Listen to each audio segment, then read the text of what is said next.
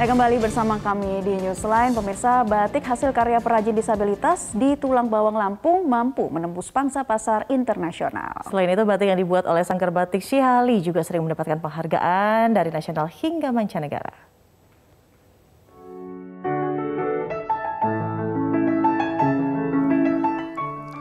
Inilah Sanggar Batik Syihali yang berada di Tulang Bawang Lampung. Sanggar Batik Tulis ini setiap harinya memproduksi karya batik khas Lampung dengan kualitas terbaik. Dalam pembuatannya, Sanggar Syihali ini dibantu oleh kaum disabilitas. Mulai dari membuat pola, mencanting, mewarnai, hingga penguncian warna, semuanya dilakukan oleh penyandang disabilitas. Menurut pemilik Sanggar Naseha, pembuatan Sanggar Syihali ini berawal dari rasa sayangnya kepada kaum disabilitas dan anak yatim. Adalah bermula dari rasa sayang dan cinta kasih saya terhadap anak-anak asuh saya, di mana anak-anak asuh saya itu adalah anak-anak yatim dan anak-anak disabilitas. Dalam harapan saya, mereka nantinya mampu dan mereka nantinya bisa untuk hidup mandiri dan berdikari. Dalam sehari, Sanggar Syihali bisa menghasilkan beberapa lembar kain dengan tenaga sekitar 6 orang. Hasil karya dari Sanggar Syihali ini selain sudah menembus pasar nasional, juga sudah dijual hingga pasar mancanegara seperti Qatar, Turkistan, dan Kazakhstan. Selain itu, hasil karya dari Sanggar ini juga sering mendapatkan penghargaan dari beberapa acara baik nasional hingga mancanegara. Pemasarannya, ya, saya rasa seluruh Indonesia sudah pernah kami kirimi ya ke satu, kemudian ke mancanegara juga alhamdulillah, karena kita di awal-awal banyak mengikuti event-event. Naseha berharap dengan adanya Sanggar Syihali ini, kaum disabilitas bisa lebih mandiri dalam menjalankan kehidupan sehari-hari dan juga bisa membantu perekonomian keluarga mereka. Dari Tulang Bawang Lampung, Rahman Wijayanto, Metro TV. Kita cari tahu lebih lanjut seperti apa Sanggar Batik Syihali dan sudah terhubung via Skype dengan Ibu Naseha, pemilik dan pendamping Sanggar Batik Syihali yang mengayomi para rekan-rekan kita, saudara-saudara penyandang disabilitas untuk lebih kreatif dan juga produktif. Iya, selamat siang Ibu. Selamat siang. Nah, Ibu diceritain Ibu sejak kapan Sanggar ini berdiri dan kemudian bagaimana ceritanya hingga sampai mengayomi teman-teman kita para penyandang disabilitas di sana. Oh ya, diawali dari tahun 2014 hingga 2016 itu saya masih keliling menyambangi anak-anak saya yang tidak semuanya tinggal bersama saya, khususnya yang disabilitas pada awalnya, karena jarak tempuh dan jalan kami susah geografisnya. Akhirnya saya membuat suatu tempat yang awalnya tadinya dari garasi, kemudian berkembang menjadi workshop, berkembang menjadi tempat tinggal anak-anak saya, anak-anak asuh saya. Akhirnya kami di tahun 2016, alhamdulillah sudah bisa memiliki tempat untuk tinggal bersama.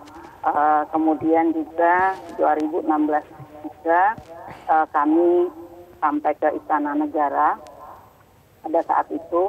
Kemudian semakin bertambah tahun kami bisa mencapai ke mancanegara. Pasar internasional begitu ya. Jadi total berapa orang ini Bu anak asuh yang saat ini berada di sana? Lalu juga mungkin tingkat disabilitas apa yang bisa dioptimalkan supaya teman-teman tidak merasa tentunya ditinggalkan dalam tanda kutip. Silakan Bu. Dari tunadaksa, tunawicara, seperti itu, Bu. Tunadaksa, tunawicara, ada ya berbagai macam keterbatasan. Iya, anak yatim juga saya dengar juga diayomi ya Bu di sana? Iya, kalau anak yatim dari 98 mungkin. Dari tahun 98. Iya. Oke, jadi total sampai saat ini berapa orang Bu anak asuhnya? Sudah banyak ya, sudah banyak yang berkeluarga juga, sudah banyak yang sarjana juga, sudah banyak. Alhamdulillah mereka sudah banyak sudah menemukan kehidupannya berapa banyak. banyak sudah ada 30, alumni. mungkin sekitar 30-40 mungkin insya Allah. 30-40 ya. Kalau saya nggak salah itu. Nah, Ya, melibatkan sekitar itu. mereka ini seperti apa, Bu? Kemudian keterlibatan dari, adakah semacam pelatihan dulu atau awalnya seperti apa, Bu, untuk bisa benar-benar membuat mereka profesional dalam membatik? Oh, iya. Kebetulan kami juga di sini didukung oleh pemerintah daerah. Dari awalnya anak-anak disabilitas itu dilatih oleh dinas sosial, tapi mereka memerlukan wadah, itu menurut saya. Di awal tahun itu kita berdiri, dan anak-anak kasus saya tidak semuanya, karena saya praktisi kesehatan, mohon maaf Ibu, saya seorang bidan seperti itu. Tidak semuanya bisa membantu di klinik yang saya punya. Akhirnya saya berpikir, karena banyak dari mereka yang memiliki jiwa seni yang tinggi, dan saya berkewajiban juga untuk melestarikan seni budaya yang ada di Tulang Bawang ini, khususnya Lampung pada umumnya. Sebagai penduduk daerah asli, saya mengembangkan seni batik tulis dengan mengangkat ikon-ikon daerah seperti itu, didukung juga dengan ini. Akhirnya mereka pernah mengikuti pelatihan seperti itu. Kemudian saya yang mengarahkan desainnya, mengarahkan bentuknya, dan paling utama itu untuk penjualan ya Bu, relasi yang jelas. Anak-anak saya butuh yang menjembatani untuk proses penjualannya. Karena sales dan marketingnya begitu ya? Ya, sosial marketingnya. Tapi semakin ke sini anak-anak saya sudah pandai, meskipun mereka yang tidak punya kemampuan membatik karena keterbatasan fisik, tapi mereka memegang di administrasi, membantu di penjualan, seperti itu. Sehingga Bu Naseha, tapi kalau saya lihat tadi kan sudah berbagai macam pameran begitu ya, bertemu juga dengan pangsa pasar internasional. Sampai saat ini ada tidak yang mengajak berkolaborasi begitu Indonesia dengan negara lain?